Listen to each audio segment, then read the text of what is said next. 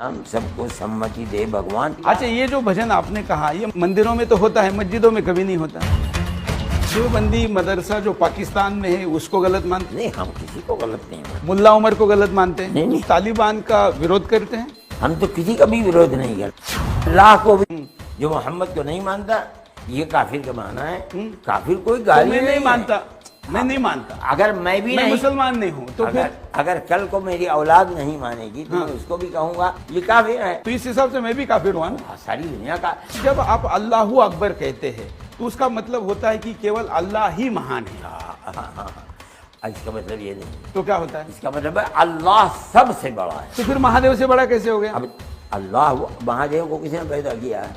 इस मोहन भागवत जी को भी मिले थे तो हमने कहा आप देवबंद में जाके आपके यहाँ मिलते हैं। बहुत बहुत शुक्रिया। हम जानना चाहते हैं कि इतने बड़े विवादों में रहने वाला ये केंद्र, जिसको कि तालिबान का भी उस्ताद कहा जाता है, तालिबान का मुल्ला उमर यहाँ से आपका चेला बन के गया है और अभी एक सरकार बनाई है। नहीं, मुल्ला उमर हमारे यहाँ के ये गलत है कि मुल्ला उमर यहाँ के पढ़े हुए हैं, ये गलत है जो। लेकिन देवबंदी मदरसे में पढ़े हैं, भले ही यहाँ ना पढ़े। नहीं, देवबंदी मदरसे में अगर पढ़ा है उन्होंने पाकिस्तान में पढ़ा है, हिंदुस्तान में नहीं पढ़ा है। तो आप देवबंदी मदरसा जो पाकिस्तान में है उसको गलत मानते हैं? नहीं, हम किसी को गलत नहीं मानते। मुल्ला उमर को गलत मानते हैं? नहीं, हम क्यों किसी, हमारी कभी मुलाकात नहीं, हम कैसे कहते कि वो गलत है। लेकिन आप मीडिया से तो जानते ही है ना। मीडिया में हम नहीं जाते हैं, हमारा मीडिया से कोई ताल्लुक नहीं। हमारे मेहमान हैं तो हम बैठ गए, नाम तो मीडिया को यहाँ आने भी नहीं देते। नहीं, लेकिन आए हैं तो लेकिन अगर आपका उसका संबंध नहीं है तो जब उसको आपके चेले के तौर पर प्रस्तुत किया जाता है तो डिनाई करना चाहिए ना। हमने मना किया, हमने ये बात कही कि उनको देवबंदी क्यों कहा जाता है। लोग ये समझते हैं कि वो देवबंद के पढ़े हुए हैं, वो देवबंद के पढ़े हुए नहीं है। हमने कहा कि वो सिर्फ इसलिए देवबंदी कहा जाता है कि जब देवबंद के सबसे बड़े मुखिया हजरत शेखुल हिंद रहमतुल्लाह अलैह, जिनके दिल दिमाग में अंग्रेज़ की दुश्मनी भरी हुई थी और वो ग़ुलामी की जंजीर को तोड़ना चाहते थे, उन्होंने सबसे पहले हिंदुस्तान में अंग्रेज़ के ख़िलाफ़ आज़ाद हुकूमत कायम की थी अफ़गानिस्तान में, और यहाँ से अपने चेले भेजे थे। उन चेलों ने जो वहाँ काम किया है, ये जो आज के तालिबान हैं या उनकी औलाद हैं या औलाद की औलाद हैं, चूँकि वो देवबंद के थे इसलिए वो देवबंदी के, वरना तो ये लोग तो ना देवबंद में आए हैं। तो आप तालिबान का विरोध करते हैं? विरोध करने, हम तो किसी का भी विरोध नहीं करते हैं। विरोध करने का क्या ताल्लुक है? वो लोग मुसलमान अपने आप को कहते हैं, वो तालिबानी हैं, क्या कर रहे हैं हमें कुछ, हम तो अपनी सारी ज़िंदगी में आज तक कभी अफगानिस्तान गए भी नहीं है, हमारा क्या ताल्लुक है? जब सारी दुनिया आपको यहाँ बैठे बैठे सुनती हो, आपको क्या जानने की जरूरत है? कहीं पर दुनिया का हर मुसलमान आपका फतवा मानता है। नहीं, ये बात नहीं है, फतवे की चीज़ दूसरी है। हमारा ताल्लुक अगर है किसी से तो हम वो वहाँ जानते, वो हमें बुलाते, हम वहाँ जा कर के काम करते। हम तो आज तक गए भी नहीं अफगानिस्तान है किसी चिड़िया का नाम हम नहीं जानते। चलिए, आपके पोते वगैरह सब इतने हाई फाई मोबाइल यूज करते हैं, सबको पता है दुनियादारी में क्या हो रहा है, आपको भी पता है कि वहाँ महिलाओं की मंडी लग रही है, गर्दनें काटी जा रही है। मैं बता रहा हूँ, तो ये सुनने के बाद कम से कम आप ये कहिए ना कि तालिबान गलत काम कर रहे हैं। नहीं, सुना जाता है, हो सकता है आप सही बोल रहे हैं, आप गलत। अगर मैं सही हूँ तो आपका क्या कहना है? नहीं, अगर होंगे, अगर होकर के कोई हुक्म नहीं लगता है, जब तक मैं ये यकीन न कर लूँ कि आप सही हैं, मैं कोई बात नहीं। अच्छा, मैं कैसे आपको इसका यकीन कराऊं? आप मुझे ज़रूरत ही नहीं है आपको यकीन कराने की। मेरा ये मोबाइल है, इस मोबाइल के अंदर कोई व्हाट्सएप नहीं है, मैं दुनिया की कोई खबर नहीं सुनता हूँ। आप मुझे फ़ोन करेंगे, आप मेरे भाई की तरह हैं, आपकी फ़ोन को ले लूँगा, मुझे ज़रूरत होगी आपकी, मैं इसके सिवा दुनिया की किसी चीज़ को नहीं जानता हूँ। मेरा क्या ताल्लुक़ है? मैं किसी आदमी से बहस नहीं करता हूँ। तालिबान के यहाँ ये बहस नहीं है, ये चर्चा है ना, हम कोई बहस नहीं कर रहे। चर्चा तो आजकल मोबाइल के ऊपर इतनी गलत चर्चा है, ये तो झूठ का पुलंदा है इसके अंदर। मैं किसी की बात का अपनी आँख से देखता हूँ, सुनता हूँ, अगर मुझे यकीन होता है बात करता हूँ, नहीं होता तो चर्चे तो बहुत होते रहते, मुझे क्या मुसीबत पड़ी है कि उसके अंदर फंसूँ। अच्छा, तालिबान जो भी कर रहा है, आपके पास जो भी जानकारी है, मैं मेरी छोड़ दीजिए, जो भी है उसमें क्या गैर इस्लामिक है और क्या इस्लामिक मैं नहीं जानता हूँ। मैं सिर्फ इतना जानता हूँ कि तालिबान ये कहते हैं कि हमारा अल्लाह एक है और हजरत मोहम्मद अल्लाह के सच्चे रसूल हैं अलैहिस्सलाम। मैं ये जानता हूँ। बाकी उनके यहाँ क्या हो रहा है, वो किसे मार रहे हैं, किसकी मंडी लग रही है, किसको जिंदा कर रहे हैं, मेरा कोई ताल्लुक उससे नहीं है। ना मैं जानता हूँ, ना मैं गया हूँ कभी, ना सुनता हूँ, ना तालिबानी मेरे पास आते हैं, ना मेरा आदमी तालिबान के पास जाता है। ऐसा माना जाता है कि वो आपके ही सारे पुस्तक पढ़ते हैं। यही बात है। वो हमारी पुस्तक क्या है, हमारी पुस्तक तो कुरान है। दुनिया में सारी दुनिया के मुसलमान उसको पढ़ते हैं। हमारी कोई पुस्तक पढ़ते हैं? आप ये बताइए कौन सी पुस्तक पढ़ते हैं? मैं आप ही से पूछता हूँ, बताइए। नहीं, मैं तो कुरान के बारे में सिर्फ जानता हूँ, मैं तो बाकी पुस्तक के बारे में जानता नहीं। कुरान की भी जानकारी मैं आपसे लूँ तो मुझे ज्यादा अच्छा लगेगा। मैंने तो सईद वसीम रिजवी के साथ एक संवाद किया था, उन्होंने 26 आयतों को निकालने के लिए कहा था, वो भी मेरे प्रश्न में था कि उस पर आपका क्या कहना है? मैंने उसका जवाब लिखा है, आप मेरी वो किताब देखिए, वो हिंदी में पढ़ा हुआ है। मैंने उसका जवाब दिया है कि जिन आयतों पर वो इतराज कर रहे हैं वो कुरान को जानते नहीं, वहीं उसका जवाब लिखा हुआ। मैंने कहीं इधर उधर से बात नहीं दी।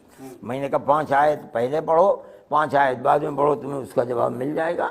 आपने मेरे उस जवाब को देखा नहीं है। नहीं देखा। हाँ, इसलिए आपसे पूछ रहे हैं। मैं आपको भेजूंगा, आप मुझे अपना नंबर देंगे, मैं आपको और हिंदी में भेजूंगा मैं आपको। वैसे तो मुझे लग रहा है मुझे भी उर्दू सीखनी चाहिए। आप सीख रहे, बहुत अच्छी बात है, बड़ी क्योंकि कई चीजें आपको पहले ही सीखना चाहिए था। आप हिंदुस्तान के रहने वाले हैं तो हिंदुस्तान की वो जबान जिसको आप बोल रहे हैं, मुझसे बात कर रहे हैं उर्दू को, आप उर्दू जानते क्यों नहीं है? आपको लिखना भी चाहिए लेकिन था, लेकिन आप बाकी भाषा का विरोध करते हैं। नहीं, मैंने कौन कहता विरोध? तो फिर अभी योगी जी ने कहा है कि मदरसों में दूसरी भाषा जानने वालों को भी लेंगे। नहीं, हम नहीं विरोध करते। हमारे यहाँ हिंदी पढ़ाई जाती है, हमारे यहाँ अंग्रेजी पढ़ाई जाती है। तो जो अभी मदरसों में उन्होंने कहा है कि गैर हिंदी, जहाँ उर्दू भाषा की आवश्यकता नहीं है, ऐसे विषय पढ़ाने के लिए जिसको उर्दू नहीं आती ऐसे शिक्षक भी लेंगे, उसका आप विरोध कर रहे हैं। कौन विरोध कर रहा है? आप बताइए, मैंने विरोध किया? आपके लोग कर रहे हैं ना, आप नहीं कर रहे। तो बताओ किसने विरोध किया है? अब मुझे तो ये समझ में आता है कि हिंदुस्तान की उलेमा काउंसिल हो, आप ही की है, मुस्लिम पर्सनल लॉ बोर्ड हो, आप ही का है। ये कोई चीज नहीं है। अच्छा, मुस्लिम पर्सनल लॉ बोर्ड आपका है कि नहीं? मैं भी उसका एक मेंबर हूँ। हाँ, तो फिर मुस्लिम पर्सनल लॉ बोर्ड ने विरोध किया। क्या विरोध किया? मदरसा बोर्ड ने विरोध किया। उन्होंने कहा है कि उर्दू आना अनिवार्य है। हम ये कहते हैं, देखिए आप समझें इस बात को, आप नहीं जानते हैं। असल में इस्लाम अरबी जबान का है, लेकिन हिंदुस्तान के अंदर जब फारिस के लोग आए, फारसी बोलने वाले, तो यहाँ के मुसलमानों ने पूरे अरबी लिटरेचर को फारसी जबान में मुंतकिल कर दिया। फारसी जबान जाने लगी और चली गई, तो ये उलमा का काम था कि उन्होंने फारसी के लिटरेचर को उर्दू में मुंतकिल कर दिया। आज उर्दू है, अभी जिंदा है, हम चाहते हैं जिंदा रहे, लेकिन अगर उर्दू जाएगी हम उसे हिंदी के अंदर लाएंगे। लेकिन हमारे बच्चे हिंदी पढ़ते हैं, स्कूलों के अंदर 95-98% तो मुसलमान ही स्कूलों ही में पढ़ते हैं, वो उर्दू नहीं जानते हैं। हम ये चाहेंगे कि हम सारे लिटरेचर को फारसी से उर्दू जबान के अंदर ले आए, उर्दू में, उसके बाद हिंदी में ले आए। तो ये वो चीज़ है कि हम ये चाहते हैं कि उर्दू अभी बाकी रहे, बड़ी साफ सुथरी है। और हिंदुस्तान के आज़ाद कराने के अंदर जितना बड़ा किरदार उर्दू का है, किसी दूसरी जबान का नहीं है। इसलिए हम ये चाहते हैं कि उर्दू जबान हमें उससे मोहब्बत है। इस विवाद में जाएंगे तो फिर वो गलत बात हो जाएगी। आप जाएं, क्योंकि हम कहेंगे भाई मराठी जबान का सबसे, हाँ ठीक है, वो भी है। फिर तो आप पंजाबी कहेंगे हमारा सबसे ज्यादा। मैं कहता हूँ, लेकिन मैं कहता हूँ, मेरे बात सुने, आप मुझसे उर्दू में बात कर रहे हैं, मैं मराठी नहीं जानता हूँ, मैं आपसे उर्दू में बात कर रहा हूँ। जिस जबान में आप बोल रहे हैं उस जबान की मुखालफत आपको नहीं करनी चाहिए। नहीं, कहा कर रहा हूं। बहुत अच्छी बात है, ये तो हिंदी बोल रहे हैं, बहुत अच्छी बात है। हिंदी नहीं बोल रहे हैं। और मैं कह रहा हूँ ना, मैंने तो खुद कहा कि उर्दू पढ़नी चाहिए। बहुत अच्छी मैं बात। तो कहता हूँ कि हर हिंदुस्तानी को कुरान पढ़ना चाहिए, तभी तो उसको पता चलेगा ना कि क्या लिखा है। मैं आपको दूंगा, बुला उठाओ। मैंने 8 साल मेहनत करके कुरान का हिंदी अनुवाद और उसकी व्याख्या कुरान की 8 साल की मेहनत के बाद मैंने की है। ये है वो मैं आपको दूंगा, अगर आप पढ़ना चाहते हैं आप उसको पढ़िए। क्योंकि जो वसीम रिजवी कहते हैं या जो हमने सुना है या जो चलन में है उसमें लिखा है कि काफिरों की गर्दन काटो, तो सुरेश चौहान के काफिर ये गलत है तो बिल्कुल। कुरान तो मेरे खिलाफ लिखा गया है। वो जानते ही नहीं है कि काफिरों की गर्दन काटो। तो आपके हिसाब से मैं काफिर हूं कि नहीं हूं? नहीं, मैं आपको मानता हूं कि आप एक धर्म को मानने वाले हैं। काफिर किसे कहते हैं बताइए? नहीं, जो हमने आप पढ़ा बताइए। है उसके अनुसार जो अल्लाह को आप नहीं मानता, जो नबी को नहीं मानता, जो उसके आयतों को नहीं मानता। काफिर का माना जो अल्लाह को नहीं मानता, काफिर के यही मानना, इनकार करने वाला। काफिर एक अरबी जबान का लफ्ज है, इसके माना है इनकार करने वाला। इनकार करने वाला क्या मतलब? जो अल्लाह को नहीं मानता, जो मोहम्मद को नहीं मानता, ये काफिर का माना है। काफिर कोई गाली तो नहीं मानता, मैं नहीं मानता। अगर मैं भी नहीं, मुसलमान नहीं हूं तो अगर कल को मेरी औलाद नहीं मानेगी तो मैं उसको भी कहूंगा अरबी जबान के अंदर ये नहीं मानता, इनकार करता है अल्लाह का, ये काफिर है। तो इस हिसाब से मैं भी काफिर हुआ ना। सारी दुनिया का जो नहीं मानती है परमात्मा को, तो फिर काफिर की सजा तो आपने नहीं, आप परमात्मा को मानते नहीं मानते हैं? परमात्मा को मानता तो वही तो है अल्लाह, और क्या चीज है? नहीं, लेकिन अल्लाह कहता है मेरे पास आने का एक ही रास्ता है। क्या रास्ता? मेरा परमात्मा कहता है कई रास्ते हैं। नहीं, हाथ जोड़ो तो भी आओगे, आंख बंद करो तो भी आओगे, ध्यान करोगे तो भी आओगे, उपवास नहीं करोगे तो भी आओगे, पानी चढ़ाओगे तो भी आओगे, कुछ भी नहीं मानोगे तो भी आओगे। अल्लाह को भी मानते हो नहीं हो?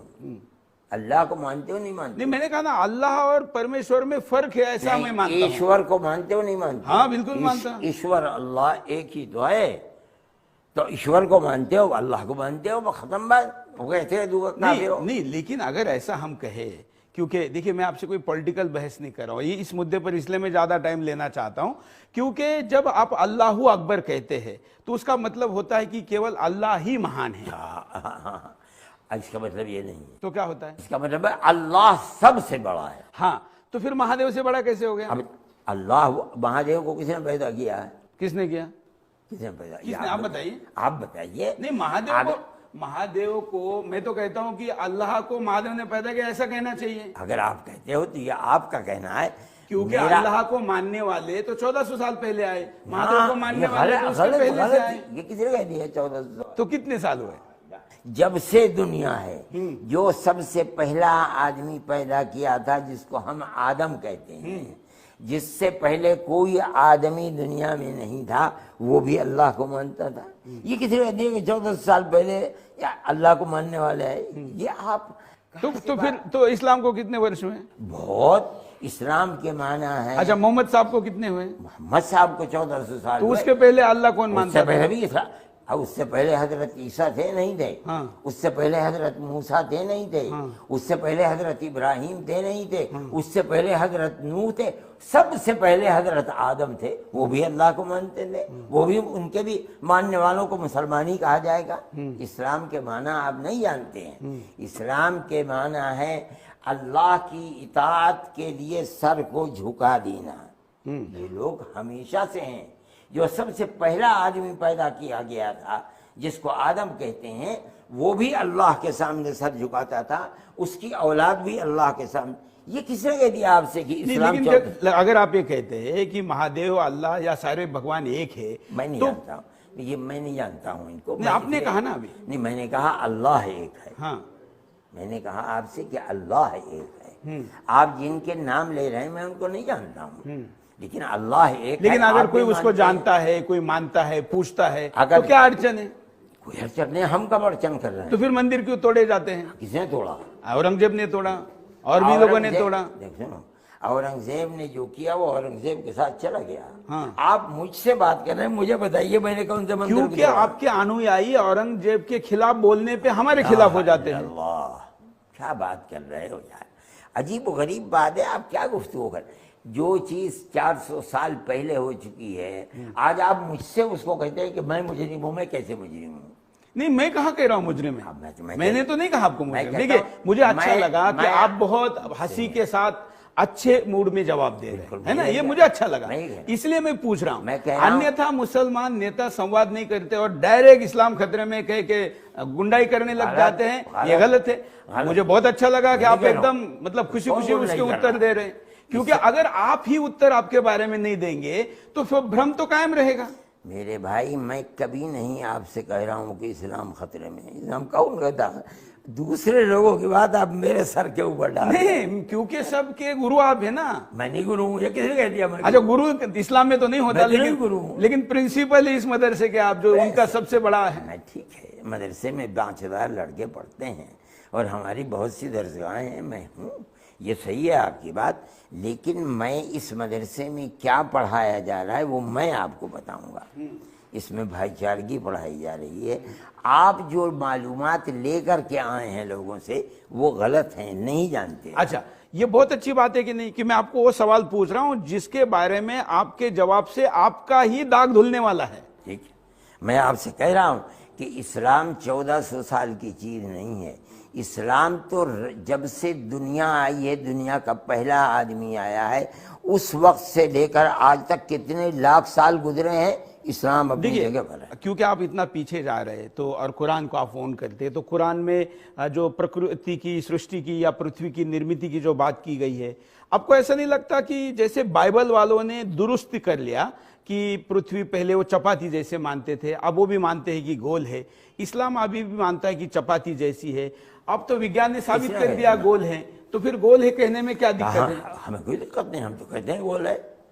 कुरान ने कहा कि चपाती जैसी है? किसने सपाट है बोला ना? किसने कह दिया? सपाट है बोला। नहीं, कोई केहू भी नहीं कहता है। आप पहले व्यक्ति है जो मुझे ये बात कह रहे हैं, बाकी तो सारे लोग कहते हैं। कभी किसी आलिम से मिले ही नहीं है, इसका मतलब ये नहीं, ऐसा मत कहिए। वो बड़े बड़े आलिम हैं, उनकी नौकरी चली जाएगी, आप ऐसा कहेंगे? नौकरी करने वालों से आप मिले, मैं नौकरी करने वाला नहीं हूँ। मुझसे आप मिलते तो मैं आपको बताता। जो कह रहा है वो तो अपनी बात कह रहा है। अच्छा, हम मुद्दे पे आते हैं। जो आपने कहा अल्लाह अकबर, क्योंकि हमें इस पे आपत्ति है जब ये कहा जाता है कि अल्लाह ही सर्वश्रेष्ठ है, तो हमारा कहना है बाकी भी सर्वश्रेष्ठ है, उनको क्या हर... ये गलत है। इसका तर्जुमा है अल्लाह सबसे बड़ा है, जिसने सारे जहान को, दुनिया को, आसमान को, जमीनों को, सबको उसी ने पैदा किया है। उस आसमान जमीन और जो कुछ आसमान और जमीनों के अंदर सब उस अल्लाह ने। आप उसको ईश्वर कहते हैं, मैं उसको अल्लाह कहता हूँ। वो सबसे बड़ा है। लेकिन अल्लाह कहता है कि मेरे पास आने का रास्ता एक ही ये छोड़ तो गड़बड़ है ना। फिर ये छोड़ दीजिए रास्ता। आप अल्लाह के पास जाने का रास्ता क्या है और कितने हैं और किधर से जाएगा वो दूसरी चीज है। सवाल ये है कि अल्लाह सबसे बड़ा है। गड़बड़ इसमें मेरा गड़बड़ और आपका कोई अंतर है? हाँ, अंतर है। अभी भी मैं समाधानी नहीं हूँ। ठीक है, अभी भी मैं समाधानी ठीक है, क्योंकि मैं ये मानता हूँ कि ईश्वर के पास जाने के रास्ते कई है। ओफो भाई, रास्ते अलग चीज है, ईश्वर है नहीं है। वो सबसे बड़ा है या नहीं है? क्योंकि क्या हुआ, दुनिया भर के कट्टरपंथियों ने अभी तक दुनिया के सामने जो अल्लाह रखा है, वो अल्लाह को अभी मैं कन्विंस नहीं हूं ना, तो आप मुझे कन्विंस करिए। मैं कह रहा हूं कि आप भी ईश्वर को एक मानते हो और ऐसा मानते हो कि उसकी कोई सूरत नहीं है, वो सदैव से है, सदैव रहने वाला नहीं, मैं दोनों चीजें मानता हूं। मैं मानता हूं कि वो निराकार भी है, आकार भी है। मेरे लिए दोनों चीजें का स्वागत है। मैं जिस दिन, छोड़ दीजिए ये झगड़े की बात है। मैं जिस दिन, नहीं, इसी से गड़बड़ होती है ना। होता क्या है कि मैं जिस दिन, देखिए, मैं जिस दिन को मानता हूं उसके अंदर अल्लाह एक है। कोई दूसरा क्या मानता है मैं उसको मानने दीजिए। क्योंकि कुरान में एक जगह कहा है कि आपका दिन आपके लिए, हमारा दिन हमारे लिए। जब ऐसा कहा जाता है तो फिर दूसरे के दीनी मस्जिदें, मंदिरें और तोड़ने की जरूरत क्या है? जो तोड़ता है उससे जाकर के पूछो, हमसे क्या? हमें ये बताओ। आप उसके खिलाफ बोलिए ना। हाँ, हमें ये बताओ, अगर कोई मंदिर को बिलावजा तोड़ता है, कोई खामखा किसी मंदिर में, गुरुद्वारे में घुस करके तोड़, हम उसके मुखालिफ हैं। इससे अमन और शांति। अभी जो बांग्लादेश में हो रहा है, हिंदुओं को दुर्गा पूजा के पंडालों को तोड़ा जा रहा है। अगर मुझसे एक साहब आए थे, वो कहते थे कि उन्होंने कुरान को नीचे रखा, उसके ऊपर मूर्ति रख दी। नहीं, वो झूठ है ना। अगर झूठ है बहुत अच्छी बात है, हो रहा है गलत है, हम कब कहते हैं? हमारा कोई बयान बताइएगा, हम कहते हैं कि वहां जो हो रहा है सही हो रहा है। आप बता सकते हैं कोई? नहीं, लेकिन जिस प्रकार से ये बात हो रही, उसका विरोध भी नहीं हो रहा है ना। हमसे कोई पूछता नहीं। देखिए, जहां कहीं अमन भंग होने की बात होती है और मुसलमान दूसरे से लड़ता है बिना किसी कारण के, हम उसके विरोधी हैं। हम कहते हैं दुनिया में अच्छा, हम अगर वहां कुरान रखा और उसके कारण ये हुआ ऐसा आप मानते हैं, तो जिन मुसलमानों ने फिर हिंदुओं की मूर्तियां तोड़ी उनको भी वही सजा होनी चाहिए। हम कहते हैं कि मत तोड़ो, हम तो कहते हैं कि मत तोड़ो। लेकिन जब तोड़ते हैं तो उनको सजा किस आधार पे देंगे आप? मैं नहीं इस्लाम के जानता हूं आधार क्या। पे, कुरान के आधार पे? आप बांग्लादेश में दे रहे हैं नहीं दे रहे, मुझसे क्यों पूछते हो बाबा? मैं क्या जानूं बांग्लादेश में क्या हो रहा है? वो तो आप जो बोलेंगे वो सुनेंगे, ये वीडियो क्लिप वहां जाएंगी, वो लोग आपको फॉलो करेंगे। मैं तो बोल रहा हूं, बगैर किसी कारण के किसी दूसरे मजहब वाले को कष्ट देना, तकलीफ देना, मारना इस्लाम धर्म में जायज नहीं है। मैं कह रहा हूं, सारी दुनिया सुन रही अच्छा, है इसको। तो अगर ऐसा है तो फिर गजवा हिंद बनाने की जरूरत क्या है? मैं नहीं जानता हूं यार, गज़वे हिंद किसने कहा है और कहाँ से कहा है। अब मैं बात तुमसे आपसे, देखिए, आपके दादा ने तो पाकिस्तान बनने का विरोध किया। मेरे दादा ने, मेरे वालिद। हाँ, आपके पिताजी ने, हाँ। पिताजी कहना चलेगा या वालिद ही कहना पड़ेगा? नहीं ठीक है, पिताजी। तो पिताजी ने पाकिस्तान का विरोध किया, हम उसका समर्थन करते, और महमूद मदनी जी हमारे इंटरव्यू में आए थे, हमने उसमें भी इसका उल्लेख किया था, दर्शकों को बताया था, ये उनके शायद उनके चाचा, हाँ, उनके दादा। हाँ। तो आपके पिताजी ने विरोध किया, बहुत अच्छी बात है। लेकिन देवबंद, उसके मुखिया आज ये क्यों नहीं कहते कि जो लोग कह रहे हैं कि हिंदुस्तान को गजवा हिंद बनाना है, उसका विरोध करो? गज़वा हिंद है कहाँ? आपने क्या सुना? हिंदुस्तान को पाकिस्तान बनाना, इस्लामी देश बनाना है, मतलब गजवा हिंद। बहुत अजीब बात है ना, आप जानते हैं ना आप। अच्छा, ऐसी बात मैं बोलने वाला पहला व्यक्ति तो नहीं मिला आपको? मुझे नहीं मिला। आज तक आपको गजवा हिंद शब्द सुना ही नहीं गज़वा दिया। हिंद है क्या? मतलब हिंदुस्तान को मुस्लिमिस्तान बनाना है? ये गलत है जो आप समझते हैं हिंदुस्तान को पाकिस्तान बनाना, ये गज़वा हिंद है, ये गलत है। मैं कह रहा हूं आपसे, गलत है। क्या होता है, इसका प्रॉपर विरोध न होने के कारण लोग ऐसा कहते हैं कि आपके वालिद ने तो पाकिस्तान का विरोध किया, और आपने पाकिस्तान तो विरोध किया, पाकिस्तान बन गया। अब यहाँ जो बचे हैं उनको आप बचा रहे हो, और फिर यहाँ पाकिस्तान तैयार हो रहा है। आप मेरे इतने इंटरव्यू हैं हिंदुस्तान के अंदर, किसी एक इंटरव्यू में ये बताओ कि मैंने गज़वा हिंद की बात कही है? चलिए छोड़ दिया, यही बात खत्म हो जाएगी, खत्म हो गई बात। तो आप क्यों मेरी तरफ लेकिन जो कहते हैं कि इस्लाम का ये नारा है, पाकिस्तान के आतंकवादी कहते हैं, हिंदुस्तान के कई उलेमा कहते हैं, कई लोग कहते हैं। कहता हूँ जो कहता है उससे आप बात कीजिए, मुझसे आप क्यों गज़वा हिंद की बात करें? जब मैंने, हाँ, तो मैंने जिनसे किया उन्होंने ये कहा कि देखो, हमारा तो इस्लाम का मिशन है कि दुनिया के सारे लोगों को मुसलमान बनाना है, तो हिंदू को भी बनाना है। नहीं नहीं नहीं, हमारा ये मिशन नहीं है कि हम जितने आदमी हमारे पास जाए हम उसे जबरदस्ती गर्दन पकड़ करके उसको कहें कि तुम मुसलमान में। जबरदस्ती कोई मुसलमान नहीं बनता, कोई मुसलमान हिंदू नहीं बनता। मजहब और धर्म तो नाम है दिल से किसी चीज को मानना। तो आप इसका विरोध करते हैं? हम बिल्कुल, हम तो फिर अभी ये जो पकड़ा गया गौतम, और उसके अभी 150 करोड़ से ज्यादा विदेशी फंड्स उसको मिले हैं, उसको गिरफ्तार किया गया है, बड़ा धर्मांतरण का रैकेट मिला है। हाँ, अच्छा, अब आप ये बताइए, एक आदमी ये साबित कर दे कि उसने जबरदस्ती गर्दन पर पैर रख करके उसको मुसलमान बनाया है, मैं भूल जाऊंगा, बात छोड़ दूंगा। नहीं, केवल गर्दन पे रखना जरूरी नहीं ना, लालच देकर बनाना भी तो गलत है। बताओ, लालच देकर कोई बन सकता है? आप पढ़े लिखे आदमी हो, अक्लमंद आदमी हो, कौन दुनिया का आदमी है जो 10 रुपये या 10,000 या 10 लाख लेकर के मुसलमान बन जाएगा? बताओ। तो बने ना, उसके पूरे लिटरेचर में बिल्कुल नहीं, गलत है, बनी नहीं सकता। अच्छा, बाबा, आप उसको निर्दोष साबित होने के पहले निर्दोष मान रहे हैं? नहीं नहीं नहीं, मैं उसको ये कहना कि वो जबरदस्ती मुसलमान बना। नहीं, मैंने जबरदस्ती नहीं कहा, मैंने कहा लालच देकर। लालच दे के कोई बन सकता है? कोई मुझे 10 लाख रुपये दे, करोड़ रुपये दे, कह दे कि तुम हिंदू बन जाओ, मैं बन जाऊंगा। और जो आदमी 10 रुपये लेकर के मुसलमान बन रहा है, उसके इस्लाम का कोई वजन है, कोई कीमत है? मतलब आप कह रहे हैं कि इसीलिए आप गौतम को बचा रहे हैं, उसकी कानूनी लड़ाई लड़ रहे हैं। गौतम कौन है? जमात इस्लामी हिंद जो है, मैं इसलिए लड़ रहा हूँ कि आप गलत कह रहे हो कि इन्होंने जबरदस्ती किसी को मुसलमान बनाया। तो फिर सरकार, सारी एजेंसियां, सब लोग गलत बोल रहे हैं। मैं कहता हूँ जो कहता है कि जबरदस्ती बनाया वो गलत कहता है। नहीं, मैं कह रहा हूँ केवल कानून ये कहता है, केवल जबरदस्ती नहीं। अगर उसको लालच देना भी, बस ठीक है, भ्रमित करना भी, आप ये साबित नहीं कर सकते कि किसी को 10 लाख रुपये दे करके मुसलमान बनाया। मेरी जानकारी में ये बात नहीं है, मैं जानता हूँ गौतम मेरे पास कभी कभी आया करते थे। गौतम के पास क्या ताकत है कि किसी को 10 लाख रुपए दे करके मुसलमान बना लेगा? 150 करोड़ रुपए की लिंक निकली है, 150 करोड़। क्या निकली है और क्या नहीं निकली मैं नहीं जानता हूँ। मैं ये जानता हूँ कि उनके पास FCRA है। हाँ? उस FCRA के अंदर करोड़, 10 करोड़, 100 करोड़ रुपया भी हो सकता। लेकिन मैं ये भी जानता हूँ कि उनका मदरसा यहाँ भी अच्छा खासा बड़ा मदरसा है जहाँ वो रहते थे फुलत के अंदर। और जो मुसलमान पंजाब और हरियाणा में बिल्कुल अपने दीन से को नहीं जानते, लेकिन मुस्लिम आबादी नहीं है, तो वो वहाँ भी मदरसे बनाते थे। और उनके बहुत सारे मदरसे हैं जो चलते थे, वो इसी फंड से पैसा लगाते थे। इसलिए अब मैं नहीं समझता हूँ कि वो किसी को लालच दे करके कोई हिंदू मुसलमान बन ही नहीं सकता।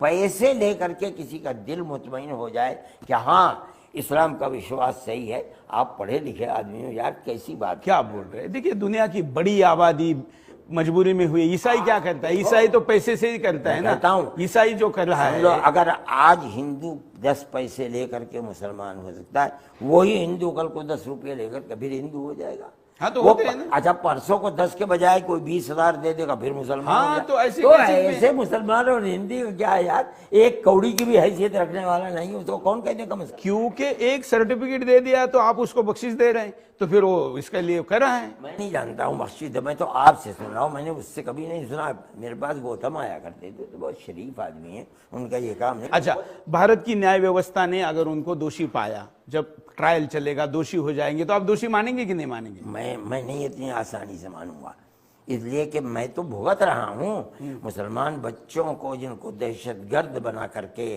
और उनको फांसी की सजाएं दी जाती हैं। लोअर कोर्ट फांसी की सजा देता है, हाई कोर्ट फांसी की सजा देता है, सुप्रीम कोर्ट में जाकर के बिल्कुल निर्दोष होकर के निकलते हैं। इसलिए मैं नहीं जानता हूं गवर्नमेंट की एजेंसियों का किसी को दोषी ठहराना इस चीज़ की दलील नहीं हो सकता कि वो मुकम्मल दोषी है। ये को मैं नहीं मानता हूँ इस बात को। लेकिन हाई कोर्ट क्या पागल है? कम से कम न्यायालय दे दे, सर्वोच्च न्यायालय दोषी माने तब तो मान। अगर वो दोषी मानते हैं तो बच्चे बड़े हुए थे 26, 27, 28 सालों से, हम तो कुछ भी नहीं कह रहे। अगर सुप्रीम कोर्ट किसी को कहता है कि ये दोषी था, हम अपने घर बैठ जाते हैं। लेकिन अगर लोअर कोर्ट उसको दोषी मान रहा है, हाई कोर्ट नजात दे देता है, उसको छूट दे देता है, हाई कोर्ट उसको दोषी मान रहा है, सुप्रीम कोर्ट निर्दोष, मैं कैसे इतनी जल्दी मान लूं कि गवर्नमेंट की एजेंसियां जो कह रही हैं वो बिल्कुल दूध की धुनी है और सही है? मैं इतनी मानता हूं। नहीं, इसलिए मैंने कहा कि सर्वोच्च न्यायालय जब मानेगा तब तो मानेंगे। अगर सुप्रीम कोर्ट इस चीज को, मैं आपकी हिंदी नहीं जानता हूँ, अगर सुप्रीम कोर्ट ये कह देगा हमने बाबरी मस्जिद को मान लिया कि भाई ठीक है तुम कहते हो, चलो खत्म हो गई बात, हमने कह दिया। चलिए बाबरी मस्जिद से अब मत छोड़िए। नहीं, मैं चलूंगा नहीं उससे। लेकिन फिर बाकी भी चीजें मान लीजिए, क्या फर्क पड़ता है? हम रोज आना उसकी मुखालफत देखते रहते हैं। नीचे वाले कहते हैं कि ये दोषी है और सुप्रीम कोर्ट कहता है नहीं, मैंने कहा कि अयोध्या की तरह काशी मथुरा वगैरह भी अभी नहीं, इसलिए कि गवर्नमेंट का कानून था। देखिए आपके हाथ में ताकत है, आप उस ताकत के बलबूते के ऊपर मेरे इस मकान के ऊपर बुलडोजर चला दें, मैं निकल के किसी झोपड़ी में पड़ जाऊंगा। आप उस ताकत की बुनियाद पर मेरी 6-6, 4-4, 5-5, 100 साल की मस्जिदों को ऊपर बुलडोजर चला दें, या उनको आप कहें कि ये मंदिर बन जाए, आप अपनी ताकत की बुनियाद पर जो जी चाहे करें, मगर ताकत हमेशा किसी के हाथ में नहीं रहती है। तो जब आपकी आएगी तो आप दोबारा? नहीं, मेरी कहाँ जाएगी यार, मैं तो 80 साल का बूढ़ा हूँ, मगर जो आएगा आपकी मतलब जो मुसलमान है हिंदुस्तान का, देखिए पाकिस्तान में तो केवल 4 गुना बड़ा। देखिए हिंदू भी आ सकते हैं जो ये कहेंगे कि ये गलत हुआ। सारे हिंदू आपकी तरह नहीं है, मुझे माफ कीजिएगा, जहन बदले हुए हैं। ऐसे भी हिंदू हैं कि जो आज ये कह रहे हैं कि जो हो रहा है गलत हो रहा है। तो जो आदमी भी इंसाफ और अदल को लेकर के आएगा, वो किसी आदमी तो नहीं, आपने मेरे जैसा कहा, मतलब आप मुझे कट्टर हिंदू मानते? कैसा मानते? बिल्कुल कट्टर नहीं, कट्टरपंथी मानता हूँ। नहीं तो अगर मैं कट्टरपंथी होता तो आपके साथ संवाद क्यों करता? नहीं, ये ठीक है, मैं तो हर एक के साथ। नहीं देखिए, मैं आपके साथ बैठ के बात कर, बहुत अच्छे, इससे अच्छी बात क्या हो सकती? बिल्कुल ठीक। तो इसी अगर आप मुझे कट्टर मानेंगे फिर तो ठीक है, आपने मुझे कट्टर मानिए ना, मैं आपको कट्टर मानता हूँ। नहीं, मेरा मुद्दा आपके हाथ से होने वाले गुनाह पर नहीं है। मैंने नहीं कहा कि कोई आपने अपराध किया है, मैं कह रहा हूं आपकी सीख के द्वारा जो लोग अपराध करें उनका क्या, इस पर मेरे आपत्ति। नहीं नहीं, हम किसी के अपराध की तायीद करने वाले नहीं हैं। हम जुल्म को जुल्म समझते हैं, चाहे हमारी औलाद क्यों ना हो। लव जिहाद को क्या मानते हैं आप? लव जिहाद, लव जिहाद है क्या चीज? कोई इस्लाम की चीज ही नहीं है। ये तो आज के लोगों ने पैदा कर दिया। लव जिहाद कभी कुरान में, हदीस में, आज से 100 साल पहले। जो गैर मुसलमान है उनकी लड़कियों को शादी करना, अब उसको शब्द दे दिया लव जिहाद। ये तो आपने दिया है, हमने तो नहीं दिया।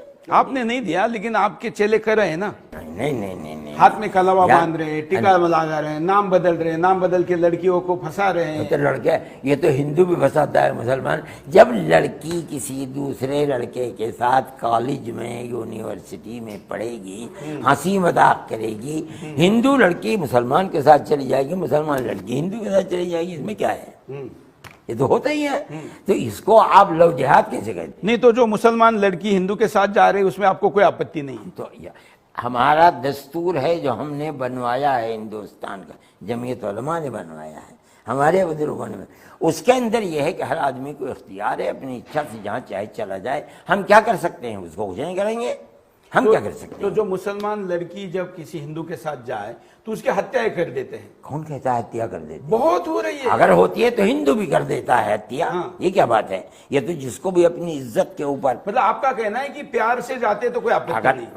हमारा दस्तूर ये कहता है, जो दस्तूर हमारा मुल्क का बनाया हुआ है, कि अगर वो खुद अपने इख्तियार से जाती है तो हम कुछ नहीं कर सकते। और जो षड्यंत्र पूर्वक जा रहे हो, कोई भी हो, गलत है। षड्यंत्र क्या मतलब है? यानी मतलब कॉन्स्पिरेसी से जा रही है। यानी अंग्रेजी मत बोलिए, उर्दू बोलिए। यानी अपनी मर्जी से जा रही है। हाँ, मर्जी से जा रही तो ठीक है, ऐसा आप कह रहे जा हैं। रही है तो हम, लेकिन अगर नाम बदल के उसके साथ नहीं, धोखा करके जा रहे, अगर बजोर और जबरदस्ती किसी को ले जाया जाता है, हम उसके मुखालिफ हैं। आज कह रहे हैं, मिंबर के ऊपर खड़े होकर के कहेंगे कि हम उसके मुखालिफ हैं। अच्छा, चलिए, आपने उसके बारे में साफ बोल दिया है। शाहरुख खान का बेटा पकड़ा गया नशा करते हुए और अभी अंदर है। शायद मदरसे में पढ़ता तो नशा ही नहीं करता। हो सकता है। ये हो सकता है क्या? आप ऐसा मानते हैं ना कि मदरसे में पढ़ने वाला नशा नहीं करता? नहीं करता है, ऐसा है, लेकिन कोई कोई कर भी सकता है, हम क्या जाने। शाहरुख को क्या आप कहेंगे कि बेटे की परवरिश ठीक से नहीं हुई, मदरसे में नहीं भेजा? नहीं, ये क्या बात आप कह रहे हैं कि मदरसे में न जाते हुए भी माँ बाप अगर सही तरबियत करेंगे और बच्चे को सही रास्ता दिखलाएंगे तो बच्चा और बच्चे सही रास्ते पर रहेंगे। अगर माँ बाप चाहे हिंदू हो चाहे मुसलमान, वो अपने बच्चे की सही तरबियत ये नहीं देखेंगे कि किन के साथ उठता है, किन के साथ बैठता है, कहाँ जा रहा है, क्या कर रहा है, खराब हो जाएंगे। चाहे वो हिंदू की औलाद हो चाहे मुसलमान की औलाद है। ये तो माँ बाप का फेल्यूर है। लेकिन फिर भी नशा करना, ये तो मैं इसको अच्छा नहीं समझता हूँ नशा करने को, चाहे मुसलमान करे चाहे हिंदू करे। लेकिन जो लोग कह रहे हैं कि आर्यन मुसलमान है इसलिए उसको फंसाया जा रहा है, ये तो मैं नहीं जानता हूँ। ये तो वास्तविकता बताएगी कि आया वाकई वो नशा करता था या नहीं करता था। उस पर ये इल्ज़ाम है या वाकई उसने कबूल किया है। ख़त्म हो गई बात, तो करे वो। हम किसी नशा करने वाले के लिए कोई उसकी तायीद करने के लिए थोड़ी बैठे हैं। नहीं, अच्छी बात है। इसका मतलब जो ऐसा करे वो सियासी लोग हैं। नहीं, सियासी नहीं, जो ऐसा करे वो गलत करे। अच्छा, ये आपका जब मैं इंटरव्यू लेने आ रहा था तो मुझे कई सिया नेताओं ने कहा कि उनको जरूर पूछिए कि वे हमको जिंदा रहने देंगे कि नहीं। हम तो किसको आप ये बताओ हम किसे मारते हैं यार? हमें ऐसी बात करते हो, ये बताओ शिया। अब इस एक मस्जिद में वहां बॉम्ब फड़ा गया अफगानिस्तान में, 100 मर गए। इस शुक्रवार को 36 मर गए। वहां बाकी देशों में हो ही रहा है। तो वो तो सिया लोगों के लिए ये डर खौफ है उनके मन में। मैं तो कहता हूँ गलत हुआ, ऐसा नहीं होना चाहिए था। ऐसा करने वालों के हाथ के अंदर जंजीर डालनी चाहिए। कोई भी आदमी किसी भी मजहब का मानने वाला हो, उसके ऊपर जुल्म हम उसको जायज़ नहीं समझते हैं। हम समझते हैं कि गलत है। हम हर जगह कहते हैं कि तो फिर सिया का विरोधी क्यों करना है? कौन कर रहा है यार विरोध? मेरा करीबी साथी है इनकलाब के अंदर वो मुमताज बिल्कुल शिया है, 100% शिया है। उससे जाके पूछो, मैं तो उसे गले लगाता हूँ। ये जो लोग ताजिया का विरोध करते अरे भाई, हैं, मारामारी करते हैं, अल्लाह, कौन करता है? अरे भाई, हमसे पूछो यार, हम तो नहीं कर रहे हैं। हमें बताओ, हमने कहाँ मुखालफत की है? क्योंकि आप दुनिया के सबसे बड़े वर्ग के नेता है। मैं नहीं करता हूँ बाबा, मेरे इतने इंटरव्यू हैं, मैं आपसे। आपने नहीं किया ना, लेकिन आपके चेले कर रहे हैं। कौन चेला है मेरा, ये बताओ, मेरा चेले कहे हैं? चलिए कोई बात नहीं, क्योंकि मुझे इस पे आपका पक्ष जानना था, इसलिए मैंने आपको पूछा कि सियाओं को भी जीने का अधिकार है कि नहीं। बस हम इसके मुखालिफ हैं, हम इसके मुखालिफ हैं। शिया हो या सुन्नी हो या हिंदू हो या सिख हो या यहूदी हो, या हमारा इस्लाम और दीन किसी के ऊपर जुल्म और बगैर किसी कारण के कत्ल करने का बिल्कुल मुखालिफ है, इजाज़त नहीं है। जनसंख्या नियंत्रण कानून की बात हो रही है, मैंने पूरे हिंदुस्तान की यात्रा की। कोई कानून छोड़ोगे भी कि नहीं? आज सारे कानून क्यों छोड़ना है? कानून का ही तो राज है, कानून का ही राज है। अजान हो रही है, अभी 5 मिनट 2-3 मिनट के बाद ये मस्जिद इस दीवार के पीछे वहाँ अजान होगी और मुझे नमाज भी पढ़नी है। आपको कितनी देर, नहीं कितनी देर आपको लेना है मुझसे इंटरव्यू? देखिए, आप बोर तो नहीं हुए ना? मैं तो दिल्ली से चल के आया हूँ आपका इंटरव्यू लेने। नहीं, मुझे अभी देखिए, आपको अच्छा नहीं लग रहा है कि आपके उन सारे दागों को आपको इस चैनल के द्वारा धोने का मौका मिल देखिए, रहा है। आप दाग, मेरे ऊपर कोई दाग नहीं है, ये तो जबरदस्ती के लगाए हुए दाग हैं। मैं इन दागों जबरदस्ती कही, हाँ जबरदस्ती, कोई बात कही नहीं, मैं तो आपसे कह रहा हूँ। हाँ, तो ये जनसंख्या नियंत्रण कानून पे आपका क्या कहना है? नहीं, मेरा एक अकीदा है, मजहबी अकीदा है। मेरा अकीदा ये है कि भगवान या अल्लाह या ईश्वर जब किसी को पैदा करता है तो उसकी रोजी और इसका रिज्क उसके साथ भेजता है। मेरा ये ईमान और अकीदा है। आप नहीं मानते इसको ना? नहीं, लेकिन व्यवहारिक बात तो ये कह रहे हैं। तो मेरा ये अकीदा है, और मैं दुनिया के अंदर ये देखता हूँ कि दुनिया कितनी थी। गल्ला आज से 100 साल पहले कितना पैदा होता था और आज गल्ला कितना पैदा हो रहा है।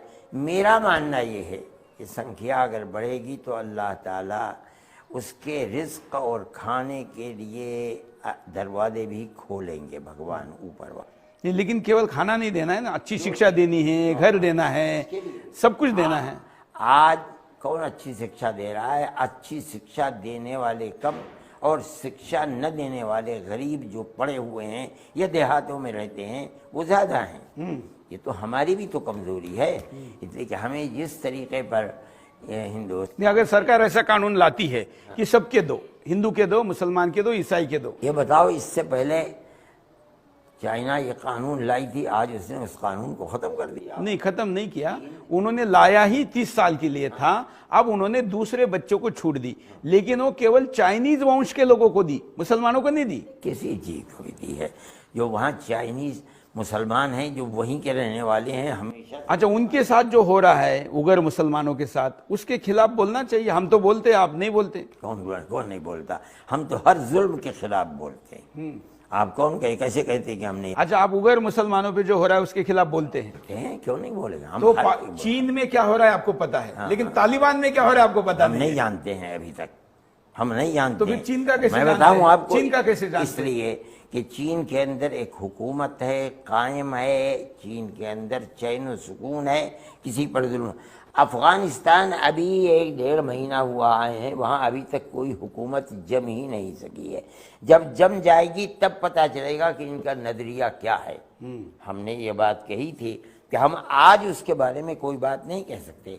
हुकूमत जब जम जाएगी और वो अपनी पूरी पॉलिसी सामने ला कर के रख लेंगे, हम उस वक्त फैसला करेंगे क्या अच्छा है क्या बुरा है। हम बोलेंगे अगर बुरा है कोई, आपसे पहले बोलेंगे हम। मैं आपको फिर पूछने आऊंगा। हाँ, ये असर और आंखों के ऊपर। कई लोग हैं ऐसे जिनकी गर्दन काटने के फतवे निकले हुए हैं। किसने फतवा दिया है यार? जिसने दिया है उनसे पूछो ना, मुझसे क्या? आपके चेले हैं ना? नहीं, वो देवबंदी है। नहीं, किसका कौन फतवा देता है? सब वाहियात बातें हैं यार। कौन किसका फतवा देता है गर्दन काट दो? किसने दिया है? हमने तो नहीं दिया ना, हम इसकी तारीफ। 70-71 लोगों की लिस्ट है।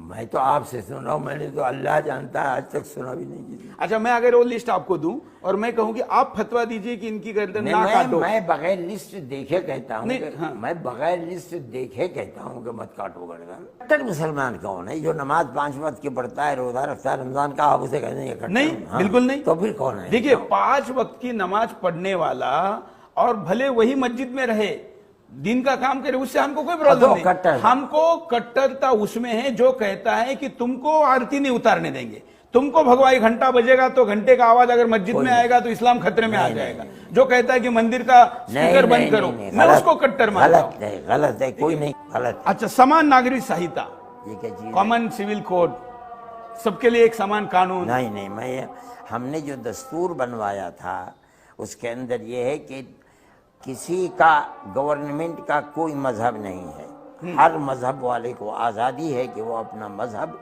अपने ऊपर, जिस तरीके पर उसको आज़ादी है वो अपने मजहब को अपनाए, कोई बात नहीं, हम इसी के कायल हैं। हम ये नहीं मानते हैं कि जो यहाँ अक़लियत है वो अक्सरियत के मजहब की पाबंद हो जाए।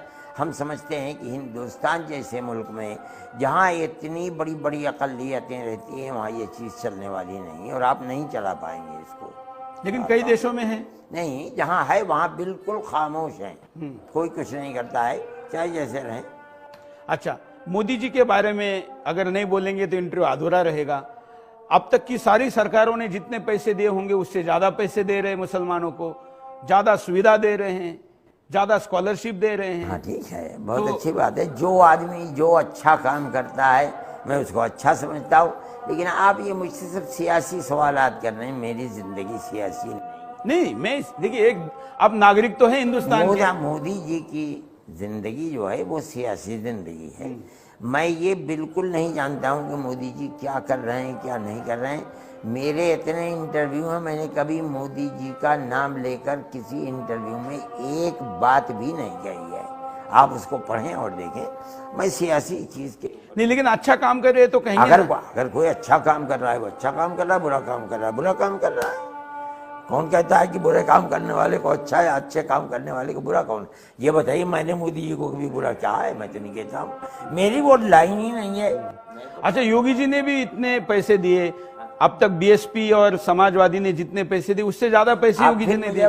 वहां से उठे इधर आए, मैं सियासी बात कोई नहीं करूंगा। अच्छा, चलिए, योगी अच्छा आदमी है तो कहेंगे ना? अगर अच्छा करता है कोई आदमी, अच्छा है, बुरा करता है बुरा है। नहीं, क्यों नहीं कहेंगे? योगी जी के बारे में अच्छा तो कहना चाहिए। अगर अच्छा आपके राज्य के मुख्यमंत्री। हाँ बिल्कुल, अगर वो अच्छा काम करते हैं तो मेरे सर और आंखों के ऊपर। क्योंकि आप वोटर भी है, वोट करने जाएंगे तो योगी जी को वोट देंगे अगर अच्छा करेंगे तो। मुझसे तो चला नहीं जाता है यार, नमाज पढ़ने के लिए भी जाना मुश्किल होता है। मैं कहाँ बूथ स्टेशन के ऊपर जाऊंगा। अच्छा, कार्यक्रम के आखिर में आप, करोड़ों लोग आपको देख रहे हैं और ये इंटरव्यू होगा, इसकी बहुत लोगों को प्रतीक्षा थी, मुझे भी थी, और इसलिए मैं दिल्ली से चल के यहाँ आया हूं। जो प्रश्न लोगों के मन में है, इसको जो प्रश्न यानी सवाल है लोगों के, हाँ, उनके उत्तर देने की कोई स्थायी व्यवस्था आप क्यों निर्माण नहीं करते? आप तक कोई पहुंच ही नहीं पाता? नहीं, मेरे पास बहुत लोग आते हैं, कौन कहता नहीं आते? मेरे पास इंटरव्यू लेने के लिए लोग आते हैं, मगर मैं इंटरव्यू देने के लिए किसी के स्टेशन पर कभी नहीं जाता। मैं नहीं जाता हूँ, वहाँ कोई बात नहीं होती। अगर कोई आता है मैं उससे कहता हूँ कि मुझसे सियासी सवाल नहीं करोगे, मैं सियासी आदमी नहीं हूँ। आओ, अगर किसी मसले पर बात करना चाहते हो, जो मेरी पॉलिसी है, जैसे कि मेरी एक संस्था है जमीयत उलमा, मैं उसके मुताबिक आपको जवाब दूंगा। मैं ये कहता हूँ, लोग आते हैं पूछते हैं, मैं उसका जवाब देता हूँ। कौन कहता है कि मैं जवाब नहीं देता हूँ? मगर मैं सियासी बात कभी नहीं करता, सियासत पर कभी चलता नहीं हूँ। कोई बात नहीं, मैंने भी आपको नहीं पूछे। नहीं, आपने सियासी लोगों के बारे में। कोई बात नहीं। तो एक गांधीवादी मिले थे मुझे, उन्होंने कहा कि मुझे परसों एक हिंदूवादी ने पूछा, उसकी भाषा में बता रहा, उसने कहा कि आप जब मदनी जी को मिलेंगे तो पूछ लीजिए कि क्या गांधी जी को जन्नत मिली होगी कि नहीं मिली होगी। मैं क्या जानूं बाबा, ये तो ऊपर वाले का काम है। बहुत से मुसलमान हैं जिनको जन्नत नहीं मिलेगी। लेकिन आप गांधी के बारे में तो जानते ही हैं। नहीं, मैं जानता हूँ गांधी जी के तो बारे आप में। उनको एश्योर लेकिन नहीं कर सकते कि उनको जन्नत मिलेगी। मैं तो अपने बारे में भी नहीं कहता हूँ कि मुझे जन्नत मिलेगी कि नहीं मिलेगी। तो यहाँ पहुंचने ये के तो- बाद भी नहीं मिलेगी तो ना, फिर कब मिलेगी? बिल्कुल तो कब मिलेगी? ये तो अल्लाह जानता है कि अल्लाह किसी के काम से अगर खुश होता है तो उसको जन्नत देगा, अगर किसी के काम से खुश नहीं होता है उसको जन्नत नहीं देगा। ये उसका काम। हम तो भीख मांगते हैं कि अल्लाह हमें जन्नत दे देना। आज हम दुनिया में उस दुनिया के बारे में कोई निर्णय और फैसला करने ये हमें इख्तियार नहीं है। नहीं, क्योंकि उसने ये कहा कि इस्लाम के अनुसार तो महात्मा गांधी भी जन्नत में नहीं गए हैं। नहीं, क्योंकि जो अल्लाह को नहीं मानता वो जन्नत में नहीं जाता। महात्मा ईश्वर अल्लाह तेरा ही नाम सबको सम्मति दे भगवान, ये कौन कहता है कि वो अल्लाह को नहीं मानते थे? ये तो आप कह रहे हैं, मैंने तो कभी भी नहीं सुना। उनके पास कुरान भी था। अच्छा, ये जो भजन आपने कहा ये मंदिरों में तो होता है, मस्जिदों में कभी नहीं होता। नहीं, मस्जिद में तो रात और दिन होता है कि अल्लाह और ईश्वर एक ही है। मस्जिद में तो पढ़ा ही जाता है एक अल्लाह की बात, मान तो किसी और की बात होती ही नहीं है। यार कैसी बात कर रहे हो? तो मैं कुछ पता नहीं। मैंने भजन की बात की, मैंने कहा ईश्वर अल्लाह तेरो नाम सबको सम्मति दे भगवान, ये नहीं गाया जाता। ये तो नहीं, ये कहाँ गाया जाता है कहाँ नहीं, लेकिन हमारा विश्वास और अकीदा यही है। हम तो जो मांगते हैं अल्लाह ही से मांगते हैं, किसी और से नहीं मांगते हैं। हम तो उसको सारे जहान और सारी दुनिया, आसमान और ज़मीन सब का पैदा करने वाला मानते हैं।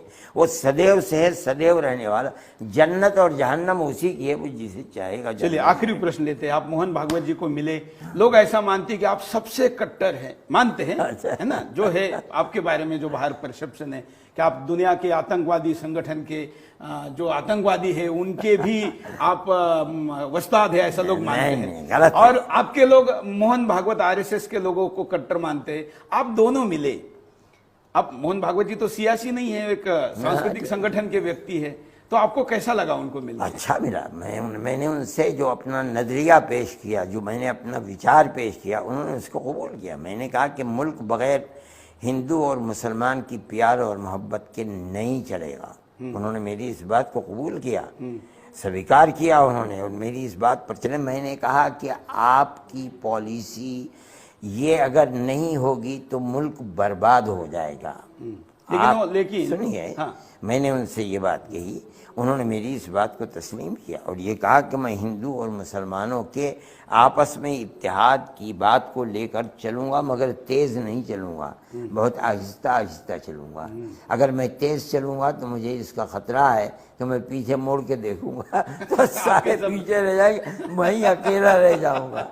उन्होंने मुझसे ये भी वादा किया था। मैं आपसे कहता हूँ कि 2-2.5 साल के बाद फिर मैं आपको अपने किसी प्रोग्राम में बुलाऊंगा, आप आएंगे। मैंने कहा कि मैं आऊँगा, जब आप बुलाएंगे, जहाँ बुलाएंगे मैं वहाँ जाऊँगा और अपने इन विचारों को लेकर जाऊँगा जो मैंने आपके सामने पेश किए हैं। अच्छा, वो कहते हैं डीएनए एक है सबका, आप सहमत हैं? जाइए, अरे भाई जो यहाँ का मुसलमान है, बाप दादा तो सभी हिंदू ही थे सबके। भाई किसी के 2 औलाद थी, एक हिंदू रह गई एक मुसलमान। यहाँ कितने गांव हैं जिस गांव के रहने वाले ये कहते हैं कि फलाने हमारे दादा परदादा कौन थे, उनकी 2 औलाद थी, एक हिंदू हो गया, एक मुसलमान की औलाद है, मैं हिंदू की औलाद ये हैं। और वो एक दूसरे के पास जाते हैं, शादी ब्याह के अंदर, गमी के अंदर शरीक होते हैं। हिंदुस्तान का माहौल ऐसा ही होना चाहिए। ये जो नफरत की सियासत है, मैं ये समझता हूँ कि ये हिंदुस्तान के लिए बर्बाद करने वाली है। हम इस नफरत मतलब ओवैसी की सियासत नहीं, और भी लोगों, क्या आप ये समझते हैं कि वैसी फिरका परस्त है और हिंदू फिरका परस्त नहीं है? कौन है? नहीं, मुझे तो कोई नहीं दिखता। आपको नहीं दिखता है, मगर आप चश्मा लगा के देखिए कौन है। एक भी आदमी ऐसा नहीं जो ओवैसी की भाषा में हिंदू में मैं बात कहता हूँ हो। इतनी मॉब लिंचिंग हुई है, इन मॉब लिंचिंग के अंदर कितने मुसलमान गए हैं, उनको गिनो, क्यों नहीं इसके खिलाफ कानून लाते? एक भी नहीं हुई। क्या झूठ, गलत बोल, एक भी नहीं, गलत बोल। वो आपसी विवाद थे जो कि हिंदू मुसलमान में क्या आप किसी में भी होते हैं। मैं कहता हूं अगर आपसी विवाद ही थे तो फिर जमा हो करके इस तरीके पर मुसलमान या हिंदू को कत्ल करना, आप इसकी तायीद करते हैं क्या? कानून, मैं किसी को मारने का तो कभी समर्थन नहीं करता। ये तो आप क्योंकि इसलिए पत्रकार बना हूं। नहीं तो कर रहे हो यार। नहीं, मैं कहता हूं उसको मॉब लिंचिंग नहीं कहना चाहिए। जो मॉब लिंचिंग थी वो थी, जो नहीं थी वो नहीं थी। जो कुछ हो रहा है मुल्क के अंदर, जिस तरह बांट दिया है हिंदू और मुस्लिम के अंदर, ये चीज़ इस मुल्क को तबाही की तरफ ले जाने वाली है, मुल्क को आबाद करने वाली नहीं। हम तो जोड़ने वाले हैं। आप गलत कहते हो, जोड़ने वाले हो। आप जो तोड़ने वाले हो उनकी गोद में बैठने वाले हो। कौन है वो? मैं क्या बताऊं? नहीं तो बोल दीजिए। खुद सोचो ना। नहीं, मैं तो सुनने को तैयार हूँ। वो फिरका परस्त। तो नाम लीजिए ना। फिरका परस्त। मैं किसके गोदी में बैठा? आप नाम दीजिए। मैं नाम नहीं लेता हूँ, मगर मैं कहता हूँ तो फिर चाहे देखिए, मैं सुनिए, जो आदमी आपसे इतनी प्यार से बात कर रहा है, आप उसको कह रहे हैं कि आप। मेरा मानना ये है कि फिरका परस्ती मुसलमान करता है तब वो गुनाहगार है, हिंदू करता है तब गुनाहगार है। तो हम तो फिरका परस्त, आप ऐसा? नहीं, मैं आपको नहीं मानता हूं, लेकिन आप कहिए कि फिरका परस्ती मुल्क को तबाह करने वाली, आप कहिए। बिल्कुल कहते हैं। हम कहते हैं फिरका परस्ती गलत है। हम कहते हैं कि बाबर को अपना वंशज मानना गलत है। हम कहते हैं कि कोई नहीं मानता बाबर को, हम अल्लाह और उसके रसूल को मानते हैं। कौन कहता है? जो मानते हैं। मैं आपको कब कहा? कोई नहीं मानता। जो मानता है वो कौन मानता है बाबर को? बाबर एक इंसान था, मेरी और आपकी तरीके से। हम उसको क्या मान लेंगे? वो कोई अल्लाह का फरिश्ता था, हम क्यों मानेंगे? हम नहीं किसी को मानते। हम तो एक जो मानते हैं वो गलत है। कोई मुसलमान नहीं मानता, इसलिए उसके नाम का बोर्ड हटा देते हैं, तो वहां झगड़ा करते हैं। ये तो झगड़े की बात है। कोई नहीं मानता, बाबर रहे, उनका बोर्ड रहे कि न रहे, कोई इस्लाम थोड़े ही खतरे में चला जाएगा। हटा देना चाहिए। हटा दो, किसकी आवाज? जिसका जी चाहे रखे। वाह, ये आपने मन की बात बोली। हाँ, ये देखिए, ये सारे नाम हटा देने चाहिए। आप किसी, मगर हटा देने चाहिए हिंदू के नाम भी, मुसलमान के नाम भी। ये नहीं है कि मुसलमान का हटा दो। नहीं, अगर किसी गलत हिंदू का नाम कहीं दिया है तो मैं हटाने का पक्षधर हूँ। नहीं, गलत। अगर वो हत्यारा था, अगर वो बलात्कारी था, अगर वो गलत शासक था। ये गलत कहना किसी को, ये मेरा और आपका काम नहीं। ये तारीख पढ़ो उठा करके। ये थोड़ा ही है कि जिसे मैं गलत कह दूं वो गलत हो गया, आप जिसे गलत कह दें वो गलत हो गया। आप तारीख की किताबों को पढ़िए, पढ़ करके फैसला कीजिए। चलिए, आपने समय निकाला, हमारे साथ बातचीत की और दिल खोल के बात की, इसके लिए धन्यवाद। हम पुनः मिलेंगे। आपने अभी कहाँ हैं? मैं भी शुक्रिया। हाँ, मैं जब